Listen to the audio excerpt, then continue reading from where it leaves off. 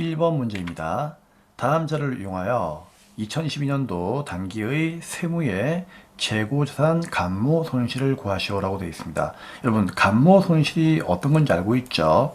그러니까 장부의 수량과 실제 수량의 차이를 감모 손실이라고 하죠. 자, 잠시 이제 화면을 좀 보시면 우리가 이 문제를 풀려면요, 우선 상품 계정을 먼저 그리셔야 돼요. 자, 여러분 세무 2급 실력이면 상품 계정 다들 아시죠? 차변에 누구 온다? 기초상품 재고액에 순매입을 더하고 팔아버리면 매출원가, 팔고 남은 건 기말상품. 알고 있죠? 그럼 여기에 기초의 재고자산이 기초상품이에요. 얼마? 10만원이죠. 자, 여기 한번 넣어볼게요. 10만원. 그 다음에 2022년도 단기에 매입한 상품이 얼마가 있다? 65만원 있죠? 여기에 입력을 하시면 됩니다. 근데 기말에 실제로 이제 13만 남아있는데 이 13만원만큼은 여기에다가 입력하시면 안 돼요. 왜 그럴까요? 얘는 실지라고 되죠. 실지. 그러니까 창고를 의미하는 거예요.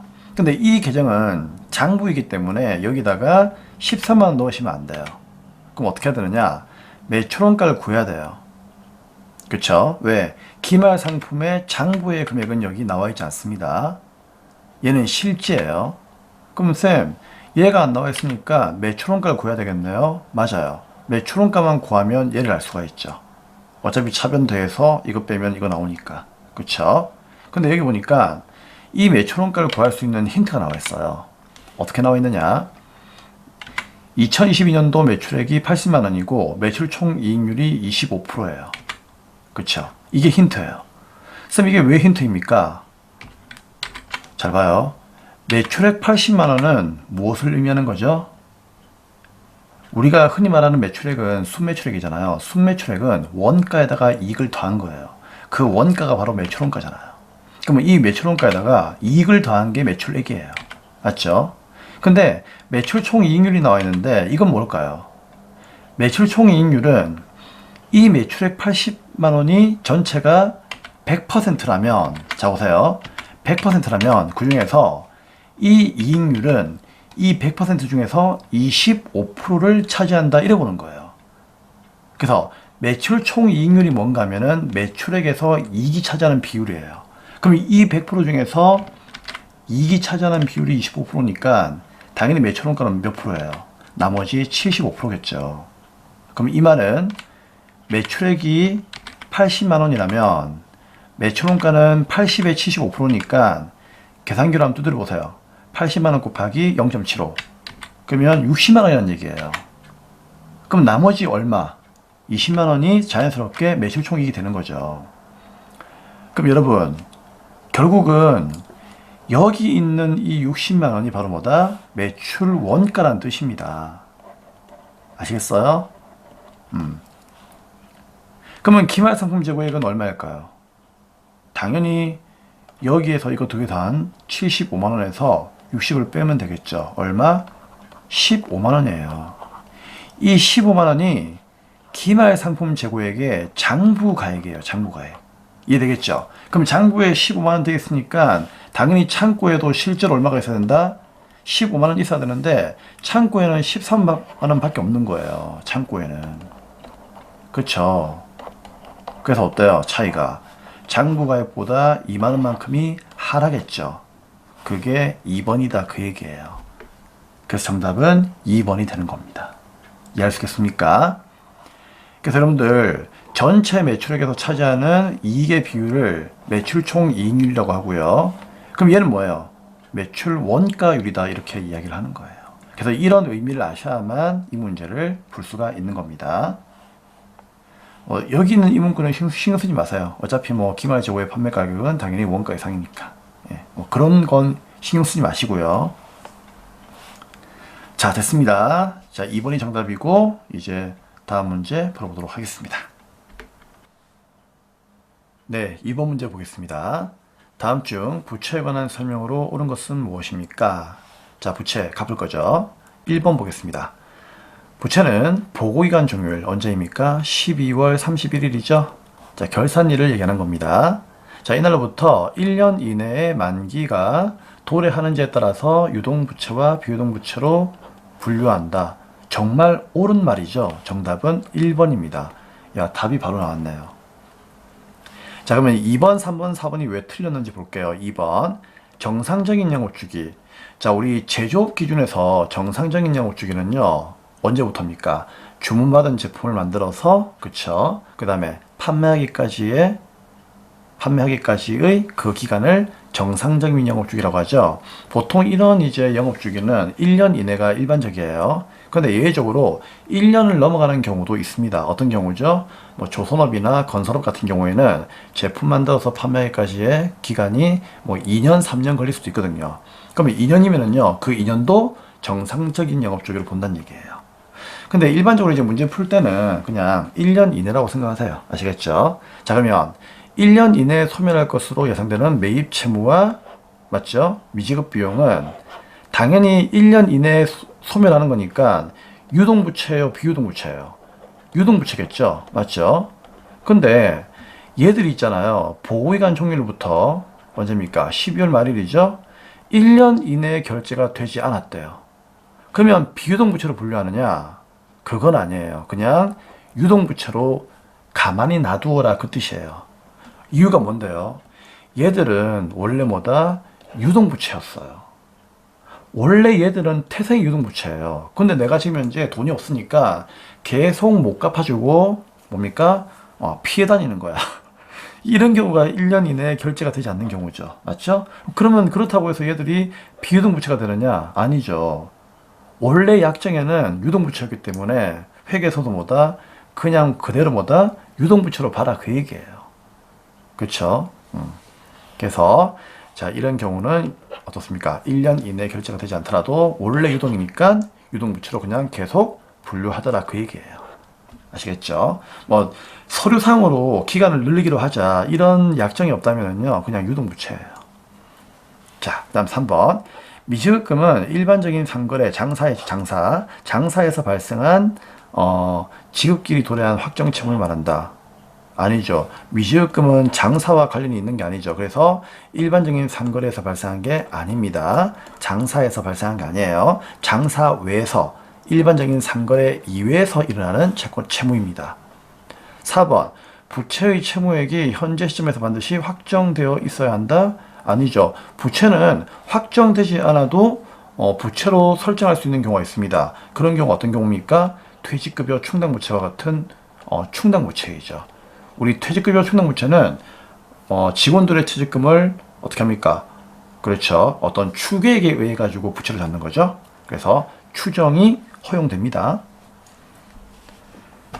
자, 그래서 정답은 1번이 되겠습니다. 자, 이제 3번 문제 보겠습니다. 네, 3번입니다. 다음 자료를 이용하여 유동부채에 포함될 금액을 구하시오라고 되어 있습니다. 자, 여러분, 우리 부채는요, 유동부채가 있고, 그 다음 뭐가 있었죠? 네, 비유동부채가 있었죠? 그쵸? 그럼 이것도 비유동부채만 좀 여러분들이 암기하신다면요, 나머지는 유동부채니까 이제 좀 문제가 쉬워집니다. 그래서 비유동부채를 외우세요. 어떻게 외우죠? 첫째, 비유동부채는 글자 앞에 장기란 말이 아마 붙을 거예요. 그쵸? 그리고 나서 쌤이 세 가지를 꼭 기억하라고 했죠. 첫째는 뭡니까? 사채. 사채는 1년 이상 갚아야 되는 이제 아주 큰 금액의 부채를 의미하는 거죠. 그 다음에 네가 퇴직할 때 내가 퇴직금 줄게. 그쵸? 그래서 장기간 동안 쌓아두는 퇴직급여 충당부채, 퇴충이라고 할게요. 그리고 마지막으로 이제 집주인이 세입자한테 보증금 받으면은요, 세입자가 만기가 되면은 보증금 돌려줘야 되겠죠. 그런 임대 보증금. 자, 이 세 가지를 추가로 외우시면 돼요. 그래서 장기 붓고, 사채, 퇴충, 임대 보증금. 이 세 가지가 비유동부채의 그렇죠, 대표적인 케이스입니다. 이해하시겠죠? 그럼 얘를 제외한 나머지는 전부 다 유동부채예요. 그러면 장기 붓는감 찾아볼까요? 여기 있죠. 그럼 얘는 유동부채가 아니고, 그 다음에 사채, 퇴충, 임대보증금. 여기 퇴충이 있죠. 그럼 얘도 유동부채가 아니네요. 맞죠? 그럼 남아있는 건 세 개죠. 그럼 이 세 개를 다 하면 되느냐? 단기 차입금하고 미지급 비용은 당연히 부채가 맞죠. 근데 선급 비용은요. 선급은 미리 준 거, 이건 자산이죠. 자산은 빼야죠. 자산은 이거는 빼는 게 아니고 자산은 이것도 날려야죠. 그쵸? 날려야 돼요. 그럼 남아있는 거는 두 개니까 단기차입금 미지급 비용 더해서 1억 500이 정답이 되는 겁니다. 1번이 되는 거죠. 전산회계 1급 문제죠. 네, 4번 문제입니다. 다음 중 일반 기업 회계 기준상 유형 자산의 교환에 관한 설명으로 옳지 않은 것은 무엇입니까? 자, 우리 참고로 기본 강의 때 자산의 교환 기억나시죠? 자, 이때 취득원가의 결정이 있었는데 동종이 뭐예요? 같은 종류의 자산이죠. 그러니까 쌤 전산세무교재하고 여러분 전산세무교재가 같을 거 아니에요. 그쵸? 그쵸? 그럼 이 두 개를 바꿔치기 하는 거예요. 이걸 뭐라고 하죠? 동종 자산의 교환이다라고 이야기를 하는 겁니다. 근데 이종 자산의 교환은 뭔가 하면은요, 쌤은 여러분께 전산세무 이거 교재를 주는데 여러분은 저한테 뭐다? 스마트폰을 주는 거예요. 그렇죠? 서로 종류가 다르죠. 그런 자산을 교환할 때 이종이다라고 이야기를 하는 겁니다. 근데 문제는 이제 그거죠.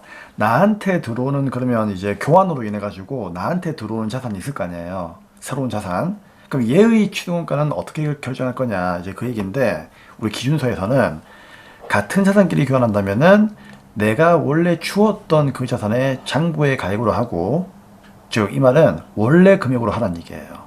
근데 서로 다르다면 어떻게 한다? 내가 주었던 자산의 시가, 공정가치로 결정해라, 그 얘기예요. 그래서 여러분들 쉽게 생각하세요. 내가 만약에 있잖아요, A라는 아이하고 물건을 교환을 했어요. 맞죠? 그러면 교환으로 들어오는 건 뭐예요? 당연히 얘가 들어오겠죠, 얘가. 그쵸? 얘가 들어오더라도 그 취득원가의 결정은 얘의 금액으로 하는 게 아니고 내가 주었던 자산의 금액으로 하는 거예요. 아시겠죠? 이게 중요한 거예요. 그래서 이 주었던 자산이 이제 얘하고 같다면은 장부고 다르다면 공정가치다, 그 얘기예요. 자, 1번 보겠습니다. 자, 이종 다르죠? 다른 자산과의 교환으로 취득한 유형자산의 취득원가는 교환을 위하여 뭐다? 제공한 자산의 무슨 가치? 여기 있네요. 공정가치로 결정을 해야 됩니다. 맞는 말이죠. 다음 2번. 이종자산 또 서로 다른 거죠? 자, 서로 다른 자산을 교환하기 위하여 제공한 자산에, 자, 이게 예외 규정인데 공정가치가 불확실하대요. 그러니까 내가 주었던 이 자산의 공정가치가 지금 시장에서 좀 애매모호해요. 그럼 그때는 어떻게 한다? 어쩔 수 없이 그때는 이제 교환으로 취득한, 즉 내가 받은, 그쵸? 이 자산, 교환으로 취득한 자산의 공정가치를 취득원가로 할 수가 있습니다.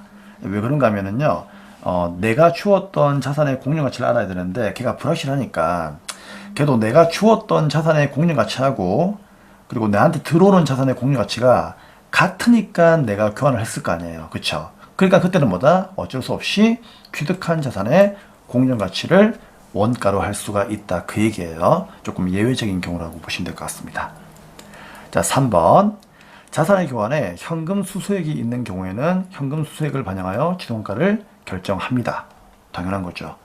무슨 말인가 하면은 내가 상대방하고 이제 물건을 바꾸었는데 상대방이 나한테 그러는 거예요. 야, 미안하지만 내가 좀 손해인 것 같다. 돈을 좀 더 얹어줘야 되겠는데? 그러는 거예요. 그래서 내가 어떻게 했다? 돈을 좀 더 얹어준 거죠. 왜 주었을까요? 얘 말이 맞거든. 가만히 보니까 얘가 좀 손해야.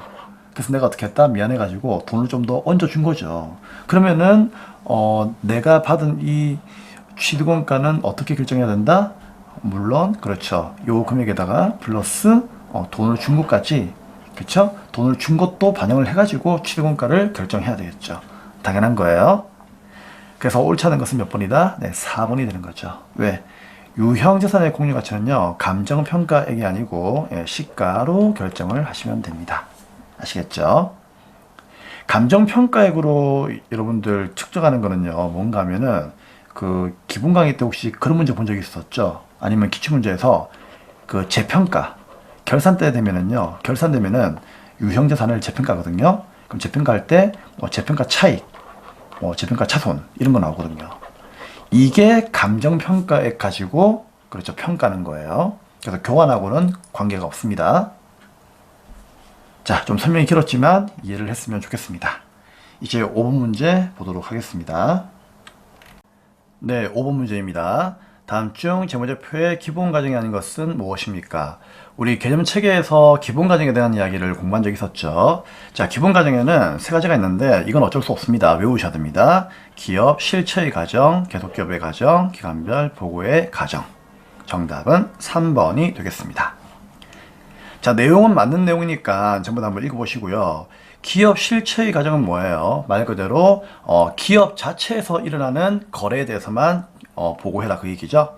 그 다음에 계속기업의 가정은 명백한 반증이 없다면 기업은 망하지 않는다. 그러니까 계속적으로 존재할 거라는 가정하에 장부를 만들어라. 그런 뜻이죠. 그 다음에 기관별 보고의 가정은 이제 인위적으로 일정 기간 끊어가지고 보고하라는 얘기죠. 예를 들면은 1년 기준으로. 그쵸? 그래서 이 세 가지가 기본 가정이기 때문에 이거는 좀 암기를 하셔야 되고요.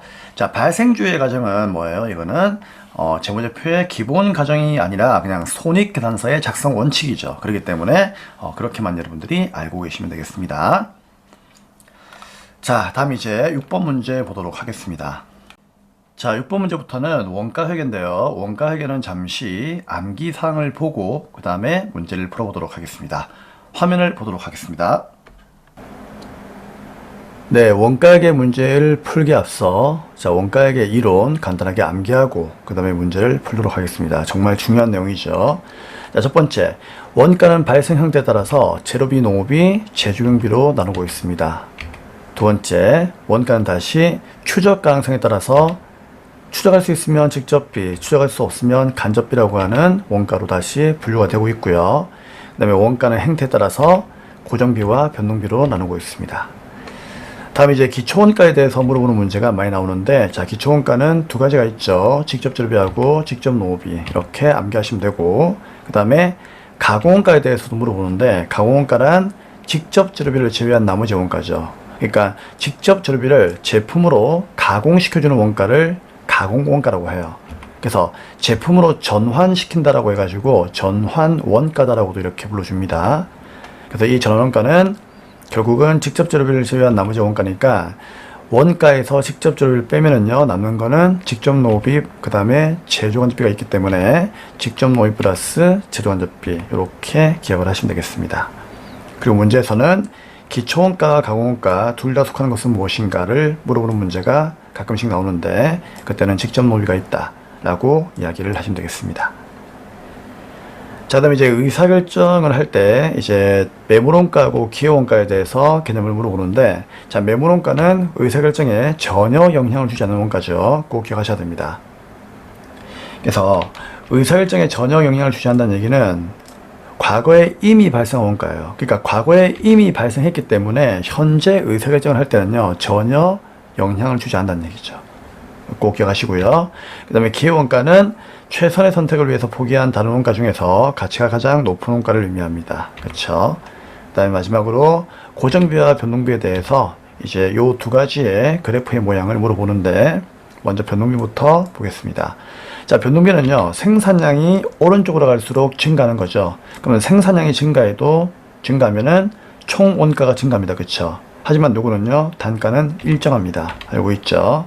그래서 이 내용을 꼭 암기하셔야 되고, 반면에 고정비는요, 생산량이 오른쪽으로 증가할수록 전체 원가는 일정하지만 단가는요, 그만큼 감소할 수 있다.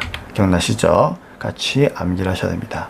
그럼 거꾸로 갔을 때도 볼 수 있기 때문에, 자, 거꾸로 갔을 때는 어떻게 되겠습니까? 변동비는 생산량 감소하면은 총원가도 감소하고, 그렇죠? 하지만 단가는 그대로 일정합니다. 근데 고정비는 어떻습니까? 생산량 감소해도 총원가는 일정하지만 단가는 오히려 증가할 수가 있다 그 얘기예요. 그쵸? 그래서 거꾸로 갈 수도 있는 거기 때문에 이렇게 두 가지를 양방향으로 언제라도 물어볼 수 있으니까 꼭 암기를 해 주셔야 되겠습니다. 자, 그럼 이제 원가회계 문제 풀이하도록 하겠습니다. 네, 그러면 6번 문제 보도록 하겠습니다. 자, 6번 문제는 화면을 좀 볼 건데요. 자, 일단 문제가 에코의 제조활동과 관련된 물량의 흐름은 평균법 가정하고 다음과 같으며 아래의 자료에 대한 설명으로 틀린 것은 무엇입니까? 라고 되어 있습니다. 근데 이 자료를 보니까 기초와 기말 제공품, 그 다음에 완성품은 제품이죠. 단기 착수량은 단기 총 재원가인데, 자, 이런 자료가 나와 있죠. 그러면 이런 자료가 나와 있고 지문을 보니까 공손이라는 말이 눈에 보이죠. 그럼 이 문제는 뭐다? 공손품에 대한 문제예요. 그럼 여러분들은 뭘 해야 되죠? 제공품 계정을 그리셔야 돼요. 그쵸? 그러면 제공품 계정은 차변의 기초 제공품, 단기 총 재원가, 그 다음에 제품, 기말 제공품이니까 이 수량을 각각 넣으시면 되는 거예요. 그러면 기초는 몇 개? 2,000개니까 2,000이고요. 단기 착수량이 제조원가죠. 8,000개. 그 다음에 제품은 완성 수량이죠. 9,000개. 그 다음에 기말 제공품은 500개가 여기에 있네요. 그쵸? 그러면은 차변과 대변의 합계가 일치해야 되는데 차변은 2,000개, 8,000개니까 10,000개잖아요. 그쵸? 그러면 차변이 10,000개니까 대변도 10,000개 돼야 되는데 9,500개밖에 없는 거죠. 지금 500개가 비거든요. 자, 이게 뭐다? 공손품이에요. 그쵸? 공손품 뭐였습니까? 불합격품이었죠. 얘는 나중에 이제 우리가 정상공손과 비정상공손으로 구분하는데, 정상공손은 불가피한 상황에서 발생하는 것으로서 정상품의 원가에 가산하는 거고요. 비정상공손은 비효율적인 상황에서 발생하는 것으로서 영업의 비용으로 처리한다고 배웠죠. 자, 그럼 이제 이런 내용들을 여러분들이 캐치를 하시고 지문을 볼 건데요. 자, 틀린 게 뭐냐 그 얘기예요. 그러면 1번 보겠습니다. 공손품이란 폐기처분, 매각처분 이외의 용도가 없는 불합격품을 말한다. 맞는 말이죠. 2번. 정상공손품의 기준을 완성품의 3%로 가정할 경우, 그럼 완성품이 제품이잖아요. 그러면 이 제품 9,000개의 3%면 얼마입니까? 270개죠? 정상공손 수량은 몇 개이다? 200개이다. 틀렸죠? 270개가 답이죠. 그래서 2번이 틀린 문구가 되는 겁니다. 그럼 3번도 볼까요? 자, 3번은 정상공손품의 기준을 완성품의 5%로 가정한답니다. 그러면 완성품이 지금 현재 어때요? 9,000개죠? 그럼 여기에 곱하기 5%면은 얼마입니까? 9, 5, 45, 450개죠. 근데 그러면 450개가 정상공손이다 그런 얘기죠. 근데 여기는 비정상공손 묻고 있어요. 그러면 공손은 500개니까 맞죠? 500개에서 450개 정상공손 빼면은 맞죠? 나머지 몇 개? 50개가 비정상공손 되는 거죠. 그래서 50개이다 맞는 말이고요. 4번 선입과 평균의 공손수량은 동일하다 맞습니다. 자, 공손품은 어차피 평균법이든 선입선출법이든 동일하게 취급을 하기 때문에 4번도 맞는 말입니다. 자, 그래서 정답은 2번이 정답이 되겠습니다. 자, 다음은 이제 7번 문제로 가도록 하겠습니다. 네, 다음은 7번 문제입니다. 자, 7번 문제도 화면을 볼게요. 부경의 제조원가가 확인된 자료인데 단기 제품 제조원가는 얼마입니까? 자, 이건 쉽죠? 여러분들이 제공품과 제품 계정을 그리시면 됩니다. 자, 제공품은 차변의 기초 제공품, 단기 총 제조원가, 대변의 제품, 기말 제공품. 제품은 차변의 기초 제품, 제품. 자, 이 금액이 이 금액과 같은 거 알고 있죠? 그리고 팔아버리면 매출원가, 팔고 남은 건 기말 제품. 자, 지금 문제가 물어보는 거는 단기 제품 제조원가가 얼마인가 묻고 있는데, 단기 제품 제조원가가 뭐예요? 다른 말로 제품이죠. 완성품을 얘기하는 거예요. 그러니까 얘가 얼마냐 그 얘기입니다. 그렇죠? 그러면은 여기 있는 자료들을 대입을 해가지고 구해볼게요. 자, 기초 제공품 있습니까? 어디에? 40만 돼 있죠. 그럼 얘를 여기다 넣으시면 되고, 자, 단기 총 제공가는 현재 글자로는 안 나와 있어요. 그쵸? 그러면 기말 제공품 있습니까? 기말 제공품은 있네요. 얼마? 여기 50만 돼 있죠? 그럼 우리는 얘를 구해가지고 이제 더해서 이걸 빼면 되는데, 혹시나 이 제품은요 여기에서 구할 수도 있거든요. 어차피 이 두 개가 같으니까. 그럼 여기에서도 구할 수 있는지 한번 볼까요? 왜? 우리는 매출원가 기말 제품, 그렇죠? 기초 제품만 찾으시면 되거든요. 근데 매출원가가 여기 있네요. 얼마? 45만원. 그리고 기말 제품도 어디 있습니까? 기말 제품은 없네. 그렇죠? 그러면 기초 제품은 있습니까? 있네요. 15만원. 근데 기말 제품이 현재 없기 때문에 지금 우리는 이 문제를 풀 수가 없어요. 얘 가지고는 절대로 답을 구할 수가 없어요. 아시겠죠? 그래서 어쩔 수 없이 단기총 재조원가를 구해야 됩니다. 그럼 쌤, 단기총 재조원가 없는데요? 있습니다. 왜요? 단기총 재원가는 누구를 더한 겁니까? 첫째, 직접 재료비, 그 다음에요, 직접 노비, 그 다음에요, 제조 간접비를 더한 거잖아요. 맞죠? 얘들이 나와 있거든요. 쌤, 직접 재료비는 안 보이는데요. 자, 우리 직접 재료비는 어떻게 구합니까, 여러분? 원재료 계정에서 구하는 거 알고 있죠? 자, 원재료 계정 한번 그려볼까요? 차변에 뭐다? 기초 원재료. 그 다음에요, 원재료 매입액이죠. 그리고 이거를 써버리면은 그게 재료비인데, 이 재료비가 바로 직접 재료비예요. 얘란 말이에요. 여기에서 구해서 오면 되는 거죠. 그리고 이제 기말에 사용하고 남은 재료. 그러면 기초의 원재료가 50만 되어 있으니까 여기에 50만 적으시면 되고요. 재료의 매입액이 얼마 있다? 120만 되어 있으니까 여기에다가 적으시면 돼요. 혹시나 매입 애널이 환출 있으면 빼주면 되고요. 그럼 170만 원이죠? 근데 그 중에서 사용하고 남은 기말 원재료가 얼마 있습니까? 여기에 5만 원 되어 있잖아요. 그쵸? 그럼 결국 여기 재료비는 얼마이다? 165만 원이 재료비가 되는 겁니다. 이게 직접 재료비 165만 원이에요. 이해되죠, 여러분? 그러면 직접 노비하고 간접비만 찾으면 되는데, 직접 노비는 여기에 150이 있어요. 어차피. 맞죠? 그리고 제조 간접비도 여기에 200이 있어요. 그쵸? 그러면 차변에 이거 다 더해가지고 대변에 기말 50만원 빼면 답이 나온단 말이에요. 그래서 계산기를 여러분들이 이제 잡으시면 되는 겁니다. 그러면 기초용품 40만원에 플러스 직접 재료비 165만원, 직접 농업비 150만원, 잠시만요. 지금 제가 전산이랑 헷갈려서 자꾸 플러스 누르고 있어요.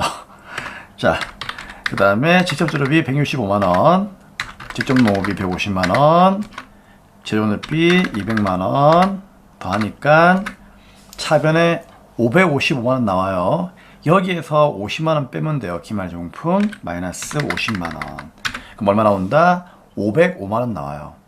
그러면 제품은 505만원이니까 정답은 2번이 정답이 되는 겁니다. 아시겠죠? 그래서 자, 이 원재료비를 구할 수 있느냐가 핵심 포인트였습니다. 다음은 8번 문제 보도록 하겠습니다. 다음 8번 문제입니다. 다음 중 원가의 개념에 대한 설명으로 옳지 않은 것은 무엇입니까? 자, 쌤이 아까 보여드렸던 원가액의 암기사항만 잘 기억해도 풀 수 있는 내용입니다. 자, 1번 기본원가, 그렇죠. 다른 말로 기초원가라고 하죠. 직접 재료비 플러스 직접 노업이 있다. 맞는 말입니다. 자, 2번이 옳지 않죠. 왜냐하면 기회비용은 과거의 의사결정으로 이미 발생한 원가로서 특정 의사결정에 고려할 필요가 없는 원가이다. 우리 의사결정에 고려할 필요가 없는 원가는 누구죠? 매몰 원가를 말하는 거죠. 그래서 틀린 거예요. 기회비용이 아니라 매몰 원가였습니다. 기회비용은 그거잖아요. 내가 어떤 선택을 하기 위해서 포기한 다른 선택 중에서 최대의 가치, 그쵸? 그 다음에 3번 회피불능 원가는 당연히 의사결정을 하더라도 절약할 수 없는 원가를 말한다. 맞는 말입니다. 회피할 수가 없다는 얘기죠. 그래서 절약할 수 없으면 회피 불가능 원가, 절약할 수 있으면은 회피 가능 원가가 되는 거죠. 4번 변동비의 총액은 조업도에 비례하여 증가한다. 그렇죠. 조업도, 다른 말로 생산량. 그럼 생산량이 증가하면은 변동비 총액은 계속해서 증가하겠죠. 비례한다는 얘기예요. 다음은 9번 문제입니다. 자, 다음 중 제조원가 명세서에 표시가 될 수 없는 것은 무엇입니까? 우리 회계 1급 때부터 공부하는 거죠. 그럼 여러분, 제조원가 명세서가 뭐예요? 제공품 계정을 문서화 시킨 거잖아요. 문서로 만들어 놓은 게 바로 이거예요. 그래서 제공품 계정에 있는 기초용품, 단기총 제조원가, 제품, 기말제공품이 이 문서에 적히니까 이런 것들이 아니면 정답이 되겠죠. 그리고 단기총 제조원가는 직접 재료비, 직접 노비, 그 다음에 제조 간접비가 있으니까 이런 것들도 표시가 됩니다. 그래서 쌤이 이 문제 나오면은요 어떻게 풀라고 했죠? 제조원가 명세서에 표시가 될 수 없는 것은 이 문제 나오면은 거의 답은 여기에서 잘 나온다고 했죠. 어디에? 제품 계정. 제품 계정은 제품을 다 만들고 나서 그쵸? 이제 작성이 되는 거기 때문에 여기 있는 기초 제품부터 매출원가, 기말 제품 얘들이 일반적으로 제조원가 명세서에 표시가 되지 않는 것들입니다. 그래서 얘들 중에 하나가 꼭 답으로 나와요. 얘들은 IS 손익계산서에 적히는 것들이죠. 그러면 정답은 제조원가 명세서에는 이 세 가지가 못 들어가니까 이 세 가지 중에서 하나를 찾으세요. 누가 있습니까? 2번에 기말 제품이 있겠죠.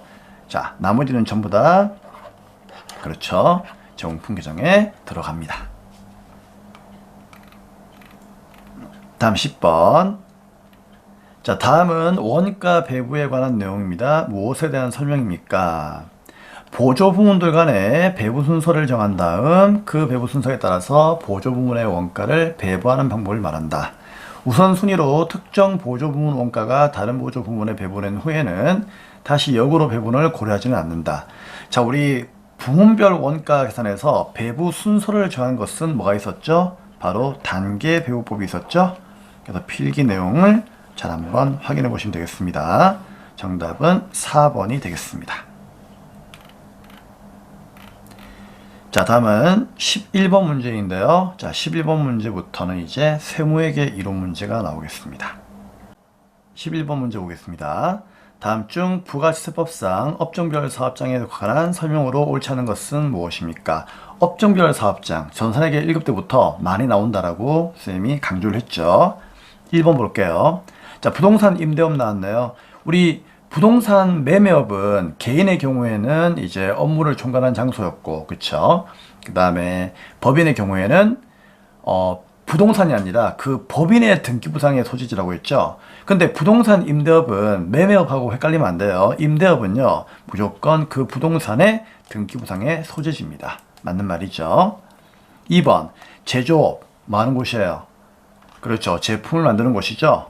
그럼 얘들은 항상 사업장이 어디였습니까? 그 제품을 만드는 장소였죠. 어디입니까? 두 글자로 공장이죠. 공장을 최종 제품을 완성하는 장소라고 이야기를 하는 겁니다. 다만 포장을 따로 하거나 그렇죠. 또는 뭐 용기 충전을 따로 한다면은요.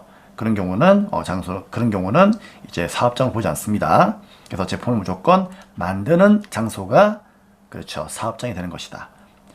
3번. 건설업을 영위하는 법인은 어디라고요? 그렇죠. 이거 부동산 매매업하고 똑같죠. 그래서 여러분, 우리 건설업하고 그 다음에 부동산 매매업하고 그렇죠. 그 다음에 하나 뭐 있습니까? 운수업이 있었죠. 운수업, 택시 같은 그런 이제 운수업. 자, 이런 곳은 사업장이 똑같다라고 했죠. 그래서 개인들은 어디? 업무를 총괄하는 장소. 법인들은 그렇죠. 그 법인의 등기부상의 소재지죠. 그래서 3번과 4번은 답이 같아야 돼요. 건설업, 부동산 매매업은 법인의 경우에는요. 법인의 등기부상 소재지이지 건설 현장 사무소가 아니에요. 건설업도 법인의 등기부상 소재지가 돼야 되는 겁니다. 이해되겠죠? 그래서 이 사업장은 건설업, 부동산 매매업, 운수업 이 세 종목이 똑같기 때문에 같이 암기하시면 좋아요. 네, 12번입니다. 부가세법상 일반 가세자와 간이가세자에 대한 설명으로 옳지 않은 것은 무엇입니까? 자, 1번 보겠습니다. 간이가세자.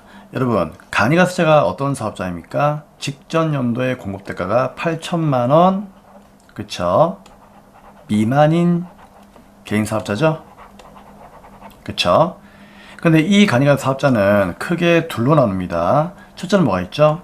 세금계산서를 발행을 해야 되는 사업자가 있고요. 세금계산서를 발행하지 않아도 되는 사업자가 있었죠. 그렇죠? 그러면 발행하는 사업자는 어떤 사업자예요? 발행하지 않는 사업자부터 볼까요? 발행하지 않는 사업자는 직전 연도의 공급대가가 4,800만 원 미만이었죠. 그래서 미만인 사업자는 발급을 안 해요. 근데 간이가세 사업자를 할지라도 4,800만 원 이제 이상이고, 그쵸? 8천만 원 미만인 이제 간이가세자. 이분들은 그래도 이제 간이가세자 중에서도 좀 능력이 좀 뛰어난 분들이기 때문에 이분들은 여전히 세금계산서를 발급을 해야 돼요. 아시겠죠? 근데 간이가 사업자는 과세기간이 원래 1년이잖아요. 그쵸? 1년인데 간이가 사업자는 예정 부과 기간이라고 하는 게 있어요. 그게 이제 몇 개월인가 하면은 1월 1일부터 6월 말까지가 예정 부과 기간이에요. 그러면 1월 1일부터 6월 말까지 만약에 여기에 속하는 간이가 사업자가 세금계산서를 발행한 적이 있다면 그때는 예정 부과 기간에도 예정 신고를 하셔야 됩니다. 그래서 이 예정 부과 기간에 세금계산서를 발행을 했다면 그때는 예정 신고를 하셔야 돼요. 원래는 예정 고지서가 날라오는 건데 예정 신고를 예외적으로 이때는 한다는 얘기죠. 아시겠습니까? 그래서 하는 경우가 있는 거예요. 자, 다음 두 번째. 일반 가세자는 세금계산서 관련 관세를 부담하지만 간이가 사업자는 세금계산서 관련 관세가 적용되는 경우가 없다. 틀렸죠? 정답은 2번입니다.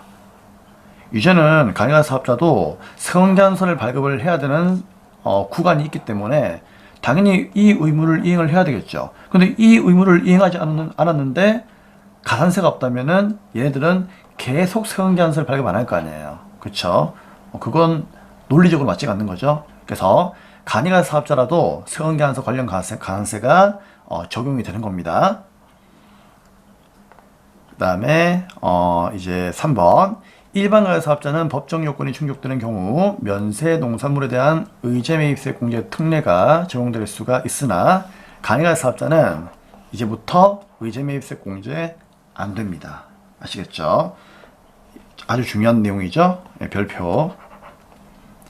4번. 일반 가세자는 매입세액이 매출세액을 초과하면 환급세액이 발생하죠. 그런데 간이 가게 사업자는 그렇죠. 환급세액이 없습니다. 간이가 사업자는 이제 상식 자체가 매입세 공제가 없는 거죠. 그러니까 세금을 적게 내는 대신에 매입세 공제는 안 돼. 그 얘기예요. 그래서 2번이 정답이 되는 겁니다. 다음은 13번 문제입니다. 13번입니다. 다음 중 부가세법상 재화 및 용역의 공급 시기에 대한 내용으로 옳지 않은 것은 무엇입니까? 공급 시기 늘 나오는 거죠. 자, 1번. 장기 할부 판매 언제입니까? 그렇죠. 대가의 각 부분을 받기로 한 때죠. 여러분, 우리 대가의 각 부분을 받기로 한 때 네 가지가 있었죠. 누구였습니까? 장, 중, 완계. 기억나세요? 장이 뭐였죠? 지금 보고 있는 장기 할부. 중은요? 중간 지급조건부. 완은요? 완성도 지급조건. 걔는 계속적 공급. 얘들은 항상 대가의 각 부분을 받기로 한 때. 2번. 현금 외상 할부 판매는요, 일반 판매죠. 일반 판매는 뭐다?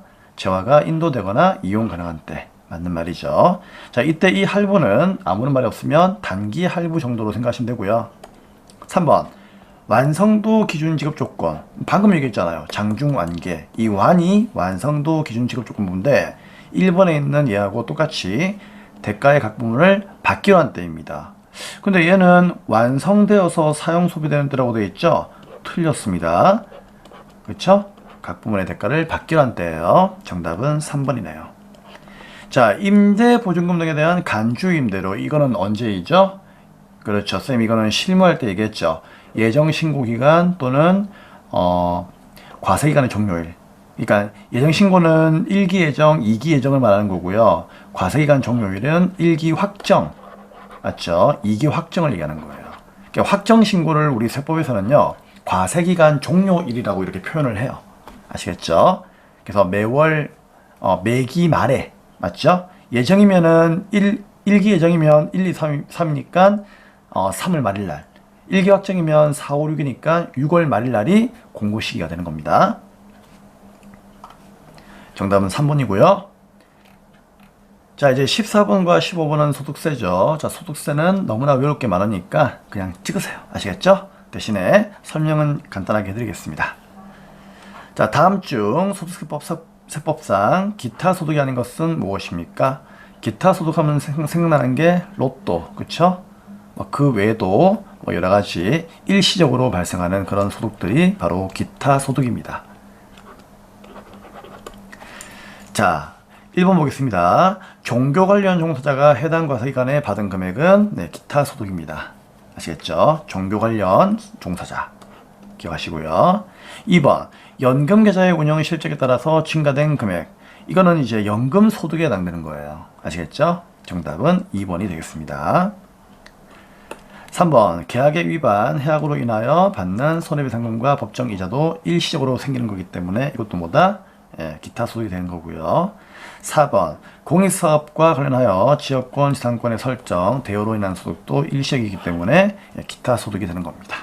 그래서 연금 형태로 지급을 받는다면 그때는 연금 소득이 되는 겁니다. 다음 15번 다음 중 사업소득의 총수익 금액에 대한 설명으로 옳지 않은 것은 무엇입니까? 1번 소득세 또는 개인지방소득세를 환급받았거나 환급받은 금액 중 다른 세액에 충당한 금액은 총수입에 산입하지 아니합니다. 왜 그런가 하면은 내가 세금을요 너무 많이 내가지고 환급받은 거잖아요. 원래는 내면 안 되는데 냈기 때문에 환급받은 거죠. 이런 거는 수입이 아니에요. 원래 안 내도 되는 걸 우리가 받은 거니까. 그래서 이런 경우에는 총수익 금액에 산입할 필요가 없습니다. 관세, 환급금 등 필요경비로 지출된 세액이 환급되었거나 환입된 경우에는 그 금액은 총수익 금액에 산입을 합니다. 왜 그런가 하면은 얘들은 전부 다 우리가 비용 처리했잖아요. 그렇죠? 그럼 비용 처리했는데 그게 비용 처리했을 때는 세금을 쫓겨냈겠죠. 근데 이게 환입이 되어 온 거예요. 그럼 환입이 되어 오게 되면은요 적게 낸 세금을 토해내야 돼요. 그렇기 때문에 비용을 취소해야 되겠죠. 비용의 취소가 결국은 수익이기 때문에 수익 금액에 산입을 하는 겁니다. 3번 거래 상대방으로부터 받는 장려금과 기타 이와 유사한 성질의 금액은 총수익 금액에 산입한다. 맞는 말입니다. 거래 상대방이 나한테 장려금 주더란 얘기죠. 그렇죠? 그럼 이런 장려금도 하나의 뭐다? 수익으로 보는 겁니다. 기분 좋으니까 그렇죠? 수익이에요. 4번 사업과 관련하여 해당 사업용 자산의 손실로 취득하는 보험 차익은 총수익 금액에 산입을 합니다. 정답은 4번이 되겠습니다. 그래서 사업과 관련하여 발생하는 이제 보험 차익은 총수익 금액으로 보는 거예요. 자, 이렇게 해서 15번까지 102회 전산세무2급 이론 문제도 마무리를 하도록 하겠습니다. 네, 정말 고생 많으셨고요. 자, 다음 회차에서 뵙도록 하겠습니다. 감사합니다.